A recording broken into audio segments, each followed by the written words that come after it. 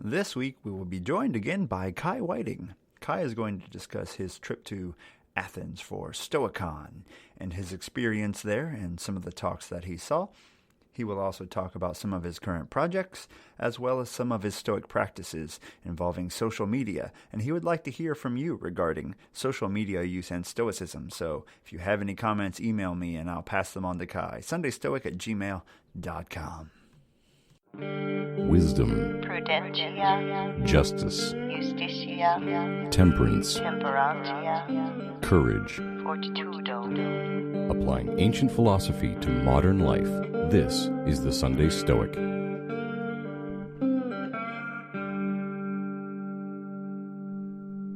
Welcome to the Sunday Stoic podcast. This is Steve coming to you from Conway, Arkansas, where it got cold today.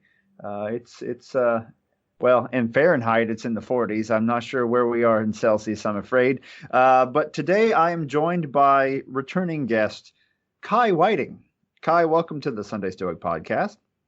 Oh, great. I'm so glad to be back. It's been a while. I don't know when the last time was, but I like to be on here often, don't I? Am I still your number one guest? You are still my in terms number of frequency.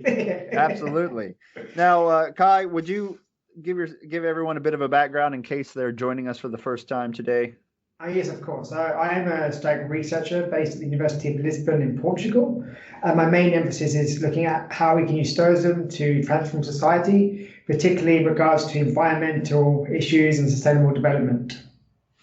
And the reason Kai's on today, well, a couple of reasons, but the main one is I wanted to hear a little bit about Stoicon because Kai spent a little time in Greece. I'm trying not to be jealous. That's not a good Stoic quality, but first of all, Kai, just Greece in general.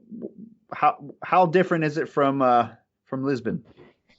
Extremely. Actually, it's funny because I used to live in Colombia, and we say that Colombia is like the Latin American country that is most similar to Greece, and I would say that's true in respect of chaos, traffic, noise, pavement quality. So it was like really, I just felt like Greece was the Latin America of Europe.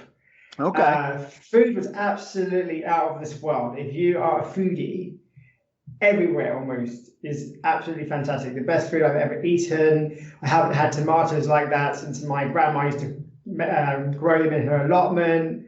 I don't even eat tomatoes normally because of that problem. And then I got there and I was like, this is incredible. The desserts were like full of honey. I actually put on a lot of weight in Greece. I really, really enjoyed it. It is chaotic, but there's just such humility to the people. I found the Greek people very, very interesting. I tried to rally them out of their inferiority complex because I think they have a lot to provide to us, and they were very grateful actually that Stoics were around and sort of rejuvenating this philosophy because they were very proud of it, but they actually believed that no one cared.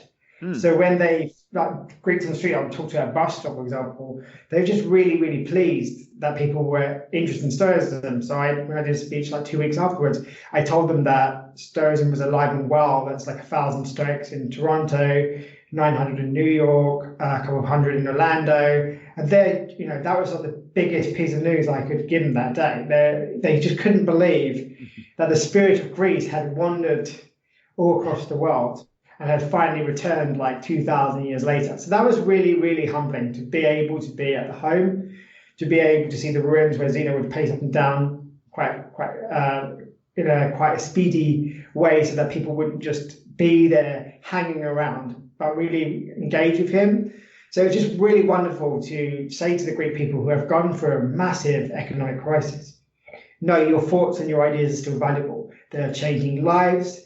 They're changing perspectives. It was just fantastic to tell them that news. It was great. It was almost like taking a kind of Stoic gospel, for want of a better word.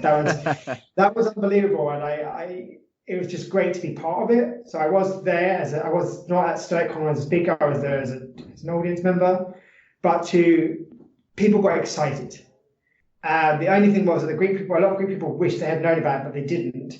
So I think we had to reflect on that, how we tell people outside of like academia, because the academic thought it was going to be like a more philosophical, quote unquote, conference, and I tried to explain to them, no, it wasn't philosophical in the sense that we weren't looking at specific Greek words, but we really were looking at how Stoicism can help you be a better soldier, for example, can help you be a better person in general, can help you combat things like depression, uncertainty, pain, suffering, just by reconsidering how you look at life. And they thought that was excellent.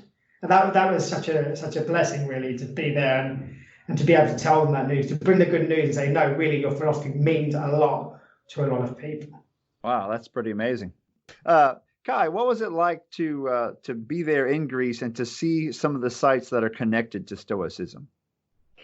It was fantastic. It really is like it's in amongst the hustle and bustle. So you have like the historical sites, and you have restaurants, and you have streets, and you have people just going about their lives, not really understanding the significance culturally or historically of some of these areas. So the Penny Porch, for example, there has a 1960s, 70s, 80s prefab restaurant building jutting across it in a sort of diagonal fashion. So 2 weeks prior to my arrival for Stoicon, they had just got legal permission to remove this eyesore. But unfortunately, there's a loophole because they can keep waiters there and therefore can't destroy this building even though legally they have permission to do so. So it's like this juxtaposition of this wonderful archaeological find, as it were, that you can see through some railings and you see a lot of cats on it. And it's so important to me, and yet other people just go past it as if it was nothing. And it's literally where Zeno was pacing up and down, talking to people and telling them about what it meant to be a good person and live a life worth living. And yet most people are just running off to see, I guess, more romantic sites or more well-known sites. So Sure. I was trying to explain to the Greek archaeologists who went around with me, though really Stoicism is becoming very important. So I'm hoping that with a bit more understanding in Greece about how important the modern Stoic or the contemporary Stoic movement is, I think there would be more of initiative to remove this restaurant and to restore what is very, very important to a growing number of people.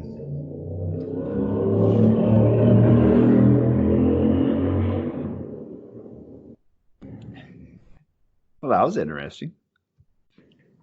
Did you die again? Oh, I just heard a very loud automobile go by. It sounded like. Yes, it was. Do you want me to do that bit again? No, you're fine. You're fine.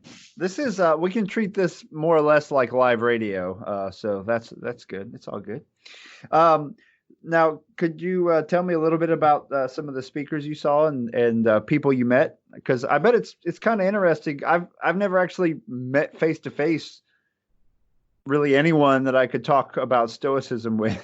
So I would very much enjoy going to a Stoicon one of these days to see Kai face to face, for example. What's it like to run into Justin, for example?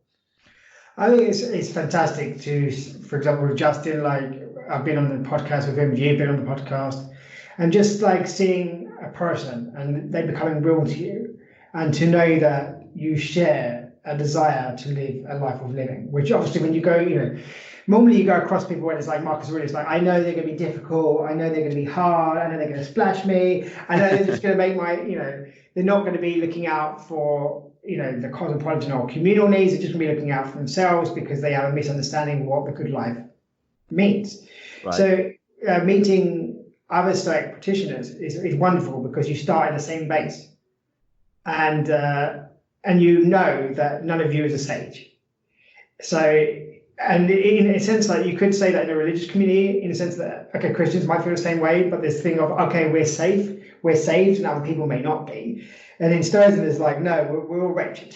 Right. We all fail to reach the mark. We're all drowning, even if we're drowning in a lesser body of water, we're still drowning. And that's something different to say, I know I'm saved through the blood of Jesus Christ, and I know you are, and the people outside are, the wretched ones. Whereas in Stoicism, it's like, no, we're all wretched. If we're not saved, we're all destined to fail. So there's this sort of different way of feeling of community, of like that working towards, having that uncertainty and being okay with it.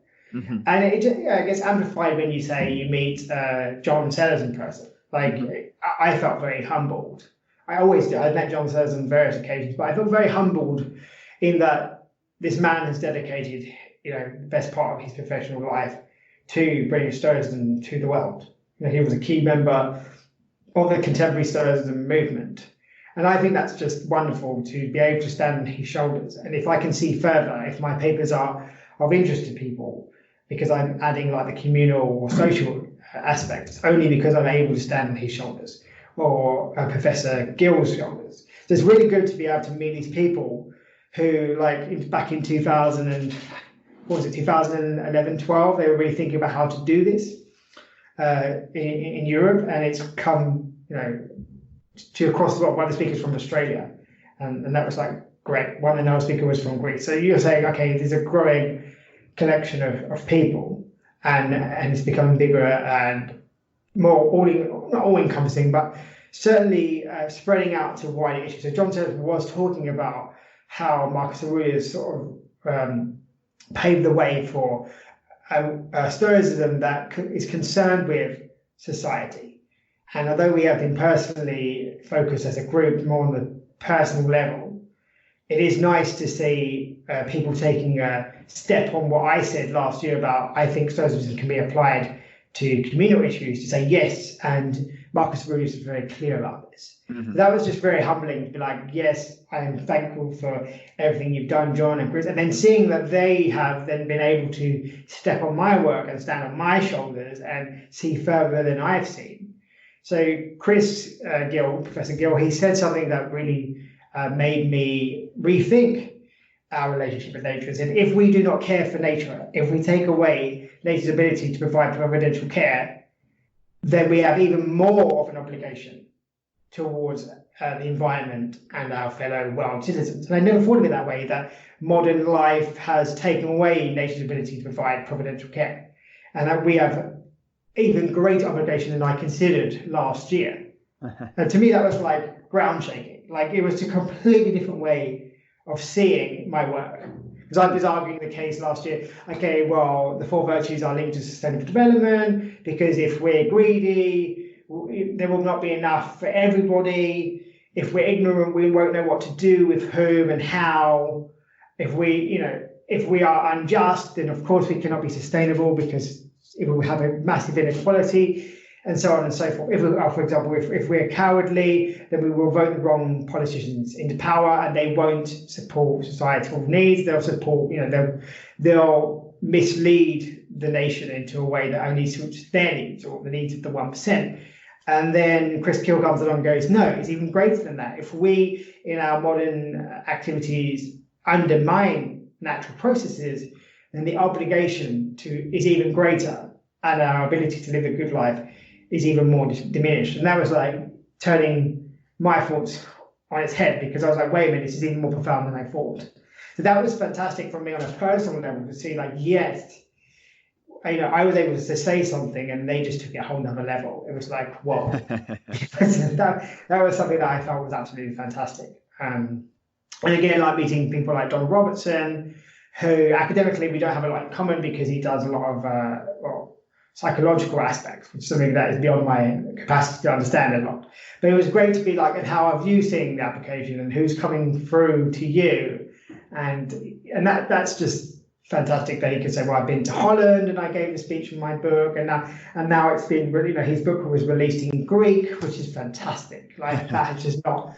So I was in a Greek bookshop to check all that out, and I thought it was fantastic that young, old, any Greek person had it in their language, which is something new. That's not happened before. Yeah. That was really exciting. Yes, you had the ancient stuff, but you didn't have any of the contemporary stuff.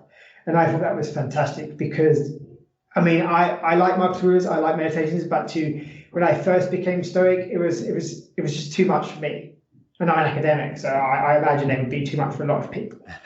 So to have something other than Ryan Holiday in Greek was just great. Right. To have to give it a bit of balance. Democratizing the modern Stoic writings, making it more available to to Absolutely. the birthplace of Stoicism is pretty impressive. Absolutely. It's fundamental, I think. I don't believe Stoicism has all the answers, because I think we're just scratching the surface. So, but I do think that there is something very important about Stoicism. Like, a philosopher challenged me here in Lisbon and said, "But why do you bother to do all this environmental ethics work with Stoicism? Like, you could make your life easier, right? Stoicism does not lend itself well to environmental ethics." Like, that's true, but other philosophies are not talking about how to live a good life. They are just existing for the sake of knowledge, without asking if that knowledge leads to wisdom. Because knowledge, like, in the true sense of the word, of being able to live a life of living, I believe only Stoicism offers, that way of going. It's not only about environmental ethics, but how those ethics relate back to eudaimonia. I mean, you could argue with Aristotle, and there's certain grounds for that, but I think Stoicism is actually simpler, because it breaks it down to, you only need these four things, which are four manifestations of virtue. Everything else isn't indifferent. Whereas in Aristotle is like, well, we need a certain level of education, we need a certain level of this, we need a certain level of that, and then you can have a really fast philosophical argument that, if you apply it to a real world scenario, go, okay, well, how much is sufficient, right? How much health do you need? How much education do you need? And it becomes very relative. Because I think Stoicism, it clarifies, because it says it's irrelevant, because you can be really healthy, and you don't even consider that you have the use of your two legs and you never exercise. But if I took them away tomorrow, you'd be miserable, but you don't use them anyway. And you say there's no relativity. It's right. Like, health does not guarantee happiness. Wealth does not guarantee happiness. You can be the wealthiest, most miserable, wretched soul on the planet, and you and I can both name names. So I think Stoicism really, in terms of material consumption, there's a cut. No, there's no level of material consumption that will make you happy. So let's not focus on it. Aristotle, I think, I have a lot of respect for his teachings. I don't think that answers that question in quite the way that I believe that we have to, in the way we need to reconsider how we use resources. So it's just great. Stoicism is reaching people and impacting, because although I think obviously you have synergies and you can't do everything on a personal level, it has to start with you. If you want changing the world, it has to start with you. It has to start with you going to listen to Steve's podcast and putting things together in your own mind. Right. And then hopefully with those personal lessons, you can, step up and think, how can I then help transform society and still stay true to the Stoic principles? So it sounds like you got fired up at Stoicon. I did not from an academic. I didn't rush off to want to write more papers, right? Because I still have one pending review. It was more like this is real. Like in London, it was strange because I was a speaker, so that was a different experience. Sure. But I didn't get to because I had to field a lot of questions. I didn't really get to reflect on the community. I was trying to manage people and eat a sandwich at the same time.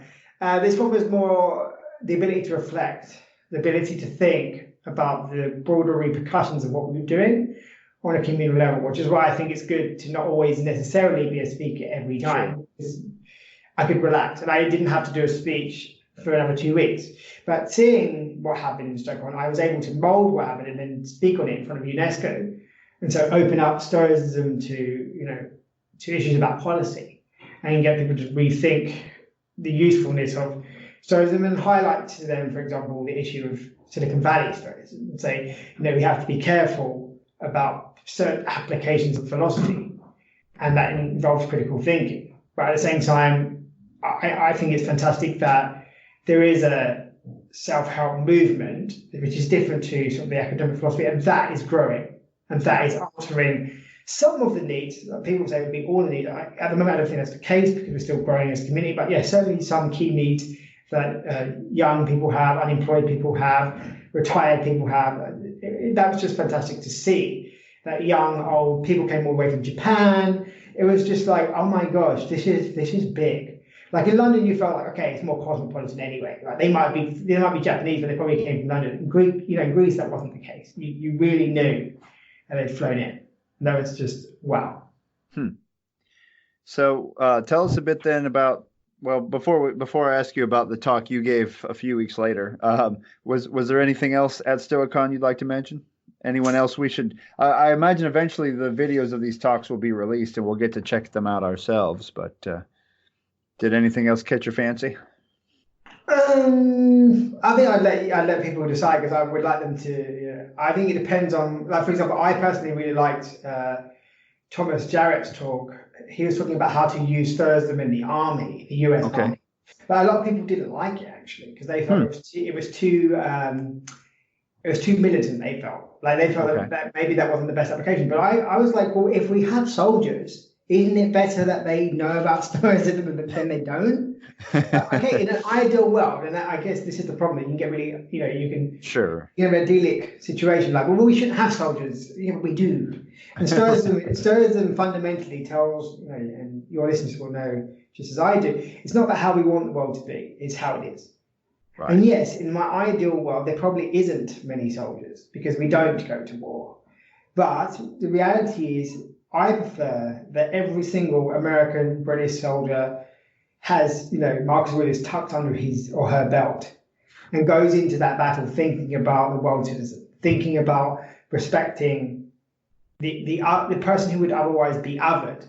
So Marcus Aurelius, for example, people don't give him a lot of credit for his fight with the Germanic tribes. He didn't kill them. He actually wanted them to settle into the Roman Empire because he wanted them to pay taxes. So when he chases them down, when in the final battle, he doesn't slaughter them. He literally says, "No, I want you to resettle," and forces them to resettle. Now, you could argue that's not really reasonable, but go back 2,000 years, and forced resettlement with citizenship isn't that bad. I mean, a lot of people, even in the American context right now, would prefer to be, okay, so you're saying I'm Latin American, but you're saying you don't want to get rid of me or put my kids somewhere they shouldn't be. You want me to settle and become a citizen and have a job. Yes. Why? Because we want you to pay taxes. I mean, that's really something that is overlooked from Marcus Aurelius. And I think that if every single soldier, male, female, doesn't matter nationality, because we're world citizens, had Marcus Aurelius as their bedtime reading, the world would be a better place. It has to be. It has to be. So I was really excited, but I knew there was a lot of resistance. Sure. And I get it because war is hard. Sure. And if you know people who went to war and died or injured, you have your there's connotations there. But I think that would be unfair to Thomas because he was talking very clearly. For example, he was anti-war when he went to Iraq, and then when the US decided to go to Iraq, he went. When people called him a hypocrite, he said, "No, I want to go because that's my job." But when I had a choice, I preferred that we didn't intervene. But now we have. I want to do my job as a Stoic. Right. And I think that's a perfectly Stoic response. And that was great to see that. So that was something that I had no understanding of. I'm not a soldier. I've never been to war. I have friends of mine who have. It's not the same, obviously. But it was just great to be like, yes. And he said something fundamental. He said, if you have a philosophy that can't help you, if you know you're going to die tomorrow, I'm not interested. And I thought, wow, because there's a lot of philosophy in academia where they wouldn't help you tomorrow if you were going to die. And that's why he said, I want a philosophy I can give to my soldiers, and if they know that it's possible they're going to die tomorrow, they are comforted. And I thought there is no philosophy that I know or I've spoken to my colleagues who can say, yes, you know what? Absurd French philosophy, great. That would solve a problem if you knew you were going to die tomorrow. I don't know. And so that's something that's fundamental. Or Stoicism, if I knew I was going to be a parent tomorrow, would it help me? Yes. If I knew I had a job interview tomorrow, yes. And that to me is philosophy at its finest. And that was great. That was my favourite speech. But I'll keep it aside. And if I get a load of hate mail, I know people disagree with me. So Thomas Jarrett was probably my favourite talk because it was so different. Well, favourite talk from a non-academic sense that I had no affiliation to whatsoever. Yeah. And then tell us then, was it, you said about 2 weeks later, you stayed in Greece and gave a talk yourself, correct? Yes. So I stayed in Greece. I went around the islands on a bit of a holiday, which is a very nice experience to see different parts of Greece, well, different islands in Greece. And then I came back and did a talk for the World Diversity Day. Okay. And which I thought was very important because when we talk about diversity, we don't tend to talk about biodiversity. So I Right. highlighted that diversity isn't just about human beings or a celebration of human beings. Stoicism is very clear about that.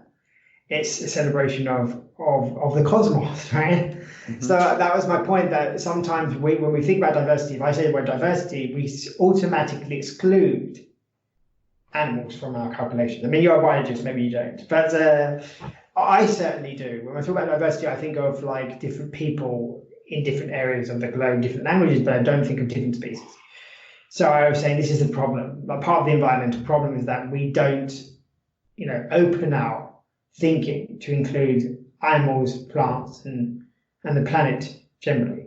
And this is a mistake. And Stoicism can, by asking us to live according to nature, that is our own nature and the natural world, I think we can readdress the balance. And I think that readdressing the balance is an urgent message for the 21st century because of the thing I said, borrowing from Chris Gill, that we are disrupting nature's ability to provide providential care. Now you could say, well, providential care, what do you mean by that? But let's take it in a general sense of the word. Okay, the ability for nature to function and provide habitats and food webs for all animals and plants. I was going to say, as a biologist, how do you feel about it? If I use the word providential, I don't know if you feel a bit awkward, but if I use it in that sense, do you feel a bit better? Well, we can talk about the pantheistic view of the universe here, but but talking about diversity in biology, that's actually come up at work because we have this diversity comes up all the time, partly as a buzzword, but partly for good reason as well, of course. And we need to have courses that incorporate diversity in the curriculum, and biology is always left off of those lists. And we say, but we teach diversity, and they say, no, it has to be human diversity. Other diversity doesn't count. That's terrible. And so it has to be human diversity. I teach about variation, which is a type of diversity all the time. Within a species, as like the human species, we have much diversity, much variation, and without that variation, there can be no evolution by natural selection. Correct. If we were all clones of one another, and some cataclysm came, a new disease, a new form of the flu or whatever, that if we're all the same and one of us dies from it, chances are we'll all die from it. And variation is necessary within a species and outside of a species, in all species, if life is going to continue on the planet. Absolutely. I mean, one of the things I spoke about was in our encroachment of nature, we're homogenizing it in our own image rather than the image of nature, or even the image of God, if you want to talk about nature as God. And I think that the danger of that, even if we take it from a non-religious sense, is we're losing a sense of wonder. Mm-hmm. I think that losing the sense of wonder is fundamentally appalling. Like, I mean, when your kid grows up, there are things that you have seen in nature that he will not see because that park that you were in has been paved over. That country that you visited in, the early, let's say mid-90s, that's now become a cineplex and a motorway, and there's just this entire encroachment that's going on. And I said this in my first blog piece, the very first thing I wrote, like when we say about, Thomas Malthus was wrong, in a sense he was right, because we're making more space just for us, but we're not making more space. And I think as Stoicism really has an answer for that, because look, you really have to understand that your happiness, your ability to flourish depends absolutely on the biosphere, the atmosphere, all the spheres you can think of, the geosphere, everything that you depend on comes from nature. I saw a comment that someone, I was looking at some of the different Facebook groups for Stoicism to see what people were saying and them to see if any of them were something I might want to join up with, because a lot of them are just full of, I don't know, trolls or something. Yes. And I saw one, and I can't give credit to the person because I didn't write it down, but I'm going to paraphrase something along the lines of what they said, that they felt like fighting amongst, I don't know if they're talking about war or the environment, but it felt like we were fighting amongst ourselves in a lifeboat. Exactly. We're in a lifeboat and we're fighting over things that were taking up more room in the lifeboat, but eventually the lifeboat's going to sink, pop, or run out of room Correct. if we're not careful. I thought Absolutely. that was a good analogy. Yeah. I think it is. I think it's an urgent matter. I think the problem is that people say to me, it's beyond my control. And I'm like, well, which aspect? And they haven't even thought about that, because I say, well, what can you do today? All of us can do something. I mean, you had a dog chucked into your backyard, right? Right. When we last spoke. Yeah, or one of the times you spoke. It might be the first time you spoke, but you certainly had a dog. And you could have decided, that's beyond my control. Like, that's something to do with me. Like, you could have just moved the dog out of your garden, right? Then it's nothing to do with you. Oh, well, it's a wild dog, nothing to do with me, right? And you did something. You did more than just something. You made sure that dog had a home to go to. Right. And it's like that becomes really real because it was part of your backyard, right? And I'm like, there are so many things that come across your metaphorical backyard. For example, choosing not to, for a silly example from me, I choose not to buy certain perfumes because of packaging. So I have changed my perfume that I use because I didn't like the packaging. I thought that was too much packaging. I thought it was harder to recycle. It was a mixture of glass and plastic. So I actually now use a perfume that's only in the glass bottle. I mean, as silly as that sounds, but that's something that, it's got beyond my control to save the environment. Well, that's one example. I've decided, to reconsider, okay, how often do I go by bicycle? Could I not go, just on this once? Can I do slightly more? And so everybody's, or a lot of everybody's not fair to say that. A lot of people, when they criticize me and my work, say, yeah, but you're going for things beyond our control. I'm like, yeah, but which aspect are you talking about? Like, you're saying that this random big problem is like, it's random from their perspective, is beyond their control. But if you break it, anything can be that case. But if you break it down into those pieces, you can take ownership of that. So being a parent is an impossible job. So what you do is break it down into what your kid needs right now. You don't just think, oh my gosh, I've got to keep this kid for 18 years, whatever I do is too complex. Of course it's too complex, because what your kid needs at 2, hopefully, if they're neurotypical, is not the same as what they need at 18. That could be, but that's a minority of cases.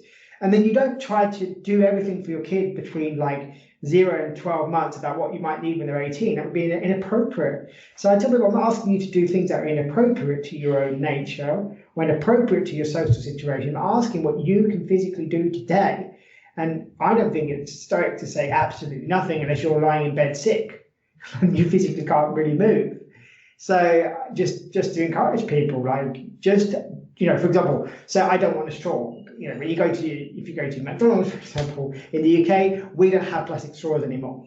We only have paper straws. You cannot get plastic straws there. But the ice cream at McDonald's in the UK, that has no plastic top on it anymore because there was a lot of consumer pressure. And McDonald's in the UK led the way against plastic. McDonald's.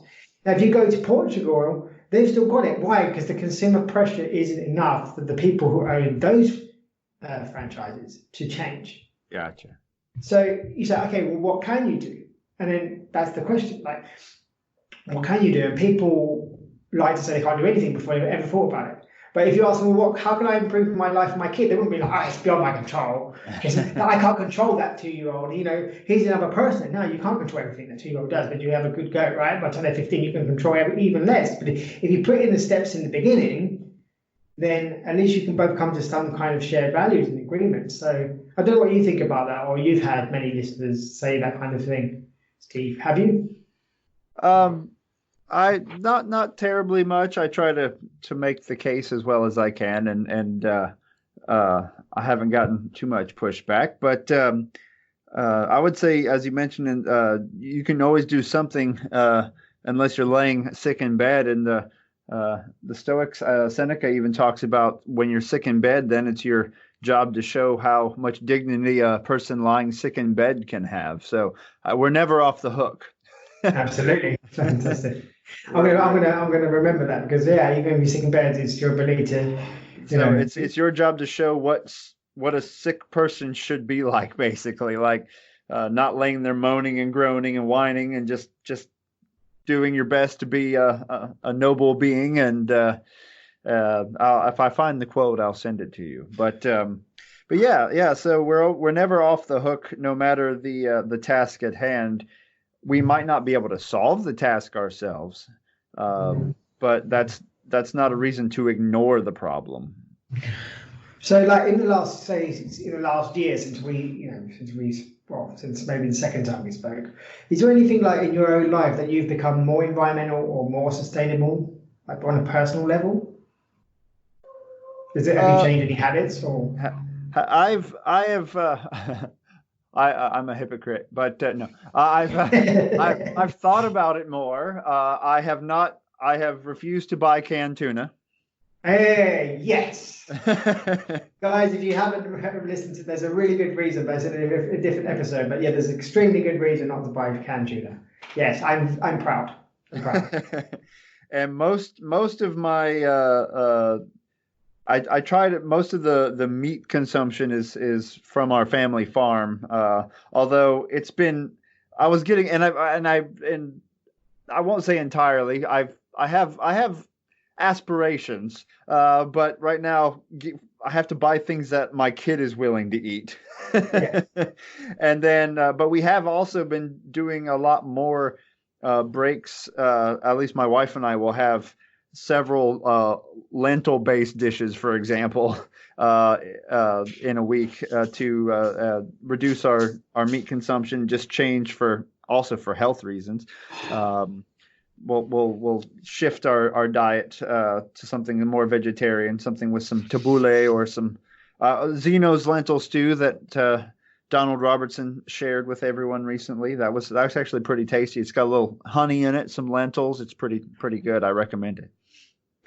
I think that's fantastic. I mean, we're all hypocrites, right? I mean, we all have moments like when I'm supposed to. If I'd been a bit more organised, and I wouldn't have got a taxi because I would have turned up on time on my bicycle. So right. Yeah, we're not about self-flagellation here, guys. Like, if you're listening, thinking, oh my gosh, I haven't done anything today. Okay, well, what are you going to do tomorrow? So yeah, like the case of perfume. I mean, that's quite a luxury example. But I was just saying, like even in that example, I felt like I could do better.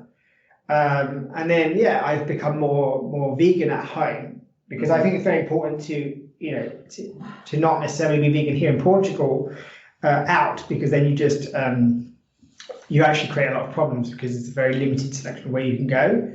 And I kind of balance that. Okay, what are the needs of the people that want to meet with me, and what are the needs of the environment? Because it's there's always that moment go, if I can be an example to them and show them they can be vegetarian, then I don't need to ram down their throat that we should be vegan. I've been trying to say to people, like, if you want me to be more vegan, then invite me for dinner. Like, you don't need, they don't need to be political. If you did a lentil soup for me, for example, I wouldn't even realise that I'd just eat a vegan meal necessarily. I'd know it was vegetarian, but I wouldn't think, oh, actually it was vegan. So I've been trying to, although with honey, I guess it depends on how strict you are on that. But right. I think that it's really interesting that we can, by having these conversations, you and I and you and other people, we can lead by example. And I'd like to remind the listeners that no one's perfect, and it's all about us leading by example, being role models. Role models are extremely important in Stoicism, absolutely. I mean, Zeno to Cleanthes to Chrysippus, like there's a chain of command and there's a chain of role models going all the way down to Marcus Aurelius, who his Stoicism is based on his tutors, and the kind of in the first opening of meditation, or what became meditation, he's thankful for all the characteristics that he has almost inherited, either environmentally or genetically, from the various people that put him in good stead. So I think it's like fundamental to say, like, it's not a judgment on you in Stoicism, because Stoicism doesn't call for you to be judged as a person. We're called to judge an act, but not a person. So I give the example of, if you're a murderer, I shouldn't judge you as a person. I should judge the murder and the reasons behind it. And I think that that's something to say we forget in the prison system, particularly in the US, where you kind of judge the person, you condemn a person. And in Stoicism, there's no place for that, whether that be a crime or whether that be that you should be vegan and vegetarian. It's not about that. It's really looking at, is that the most virtuous is that a virtue? Sorry, it's not my virtue. Is that a virtuous act or is it a vicious one?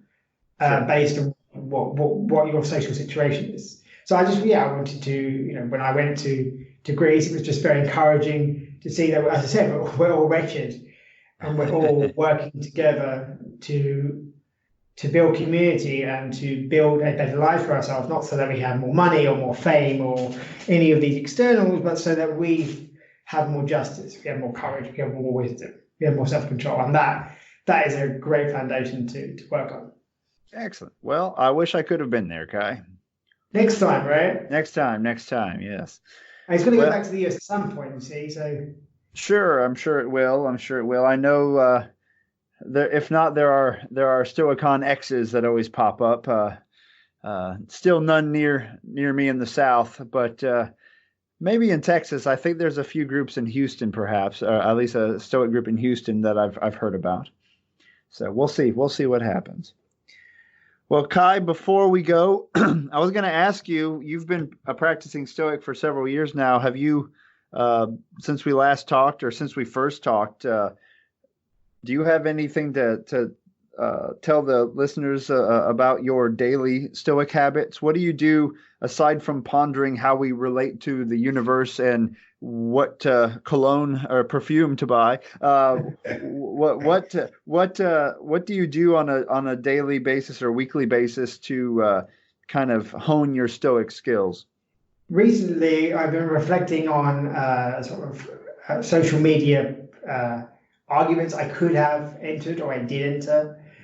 Just did a piece for Chuck in the Stoic Gym magazine about how I evaluate whether I should enter an argument, because I think that Twitter, well, not just me, I think a lot of people think Twitter and Facebook updates are not very helpful. So I started to ask myself, if somebody says something nasty about, say, my work, then I should reply, right? Because it's my work. So I put it out there. My first rule is, did I put the thing out there? Yes. Okay. Then I have a duty to respond, right?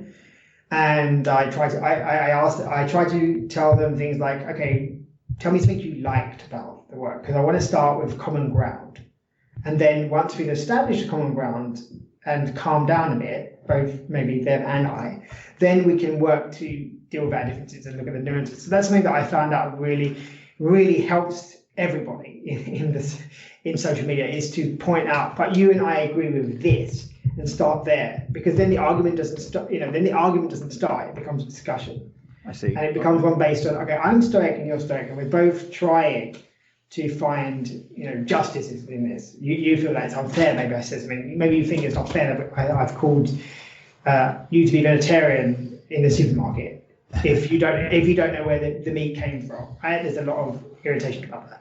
So you might say, okay, well, what do we agree with? And they might say, well, I agree that we should live according to nature. And then I'll say, okay, what does that mean to you? And then we can start a discussion rather than an argument. So that's something that I've been really, really careful about, because I wasted so much time, capital S and a capital O, much time having an argument that wasn't necessary, because a lot of time, how to neutralize an enemy, right? Make the enemy your friend. So to find the common ground, and then have a really nice conversation, even with trolls, actually, to acknowledge their hurt, because a lot of trolls are really hurting for different reasons, nothing to do necessarily with what I've posted, but they're really hurting. So I acknowledge their hurt. I acknowledge that they're hurting, even if it has nothing to do with me. I acknowledge that they're trying to progress as a Stoic. I acknowledge that I understand where they're coming from, but disagree. And then I thank them, because then we end up having a really nice talk. I thank them for providing a good example to the Stoic community about how to deal with differences. But that's been really helpful. That's been a practice. It hasn't always gone well, but every time that has happened, I've learned something. And a lot of people said, how do you manage to get the trolls on your side? Because I don't think of them as trolls. I think of them as people. Mm-hmm. And so if you can take the troll out of the person and deal with their humanity, then I think that builds community. And I think that's something that I've focused on, because I've put my work out in public, and because my work is quite unusual.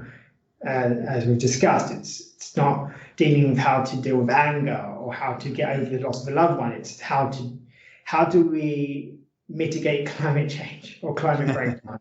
How Right. do we ensure that we don't encroach upon wildlife? How do we ensure that there's equality between genders? If that's appropriate. It's not necessarily always, but in terms of the process rather than the outcome. How can we be process-based rather than outcome-based? So I might discuss, like, why do we want women in STEM? Is that because we have more money in STEM? Maybe science, technology, and engineering fields. Why don't we give the women in humanities more money so that they don't feel forced to go to STEM, if that's the reason that we're asking them to go to STEM fields? So I started to ask different questions, and that helps provide different answers. But it's a struggle. I mean, it's just a way of reflecting. Okay, as a public figure that I've become, I have a greater obligation, as do you, Steve, than the random man or lady off the street who's just picked up, Donald Robertson, How to Think Like a Roman Emperor. We have a bigger obligation, and that's been quite hard to know how far does my obligation go in a reasonable sense. So that's what I've been doing recently. All right. Well, I applaud you. I just mostly stay off of I have social media, but I don't venture into discussion boards, if you will, and engage so much. I just live in my own bubble, put my stuff out there, and go home and read my kids' stories and go to bed. That's my life at the moment. That's absolutely fine. I mean, I think again, it's like what's appropriate for me is not necessarily appropriate for you, as long as we have an understanding that within our role, there's certain things that are fundamental. I'd actually quite like to hear from any listeners who either do or do not engage on social media and their reasons for doing so or for not doing so, and if my advice rings true for them. It'd be really interesting. So if you are listening, that'd be great if you could email Stephen Inc. and I can read about your responses, because it's interesting to know how other people manage social media. Great. Sounds like a plan. So we'll have the listeners write in to talk about their experiences on social media and how they handle arguments and trolls, as it were, when they ask questions or post their ideas on Stoic blogs. I would absolutely love to read comments. That would be really fascinating to me and really inform how I think about the Stoic community, certainly the contemporary Stoic community. All right, Kai. Well, thanks for joining the podcast this week, and I hope you have a. Let's see what do you got? What do you got coming up? Anything coming up before we go? Well, at the moment I'm working on a book on how to use Stoicism, contemporary Stoic self-help, to transform society. So that's something that I've been working on. That won't come out to 2021. Those books take a while, but it's looking at how we can reclaim sort of aspects of Stoicism for societal transformation. I think that's key, because I know that Zeno didn't have in mind self-help for the individual, but he was thinking about how we can have a cosmopolis and how Stoicism can help us become better citizens. In fact, the person who was just a private person was called an idiota, an idiot, if they were just too interested in their own self. So Stoicism was never about helping you as an individual without understanding that the individual formed part of a greater whole. So I'm trying to form chapters literally as we speak, chapter 6, on how we might do that and what it means to think about how I can become a better person, to become a better neighbor, to become a better soldier, not for just my own sake, but for the sake of others too, and building community. And that's what I'm doing at the moment. All right. Well, we'll look forward to that in 2021. Thanks. All right. Thanks for joining the podcast, Kai. You're welcome. I hope you have me on again soon. All right. For the 14th time. Thank you for listening to the Sunday Stoic. If you enjoyed the show, please subscribe, rate, and review the Sunday Stoic on iTunes. Become a member of the Sunday Stoic team, earn rewards, and be an integral part of the show by becoming a patron at www.patreon.com/SundayStoic. Contact the show by emailing sundaystoic@gmail.com or by leaving a voicemail at 501-503-3132. To find out more, visit www.sundaystoicpodcast.com. And as Steve always says, carpe diem.